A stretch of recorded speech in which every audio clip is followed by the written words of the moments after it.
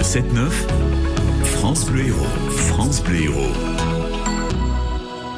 Sylvie Marletta est avec nous, elle va faire sonner les cloches de Pâques, enfin on l'espère, on va vérifier, mais on va aller faire un tour du côté des Halles de Béziers avec Sylvie, notre correspondante bitéroise. Bonjour Sylvie. Bonjour Guy, bonjour à tous. Vous nous amenez aux Halles pour, évidemment ce week-end déguster quelques chocolats.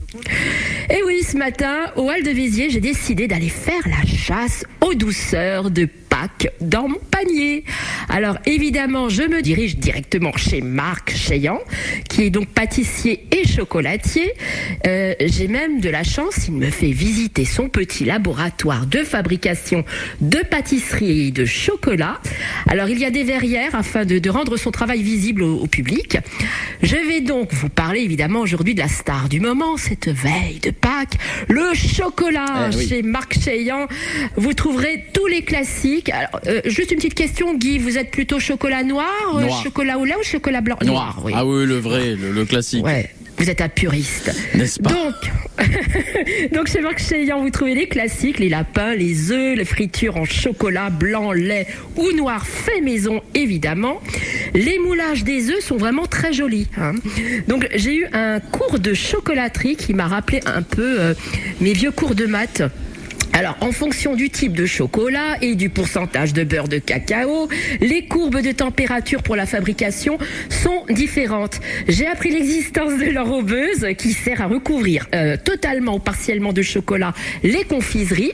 Et il y a aussi la tempéreuse. Alors, la tempéreuse, c'est un appareil utilisé dans la fabrication du chocolat qui s'occupe de la fonte et du refroidissement à des températures très précises. D'accord. Et en plus des traditionnels chocolats de Pâques, Marc vous propose aussi un panettone de Pâques, une brioche à la fleur d'oranger, aux fruits confits recouverte d'une macaronade. Alors la macaronade... Une macaronade?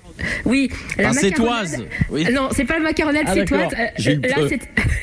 Non, c'est un glaçage aux amandes. D'accord. Voilà. Et en guise de dessert, toujours chez Marc, j'ai repéré l'Amadeus. C'est un entremets chocolat noir avec un praliné feuilleté. Allez, autre bon plan pour Pâques, on sort des Halles et à 5 minutes à pied, on se retrouve à la chocolaterie Délicatesse au 20 avenue du Maréchal Foch. C'est une véritable arche de Noé en chocolat qui vous attend. Abeilles, chats, chiens, chenilles, licornes, lamas, moutons, canards. On rêve et on se régale avec les yeux. Alors, juste côté santé, de quelques secondes, le chocolat lutte contre le vieillissement cellulaire, les maladies cardiovasculaires et il améliore la mémoire. Oui, mais point trop n'en faut. Voilà, c'est ce que j'allais dire, évitez juste l'abus. Régalez-vous bien et à la semaine prochaine, Guy. À la Joyeuse Pâques à tous. semaine prochaine, Sylvie, et joyeuse Pâques.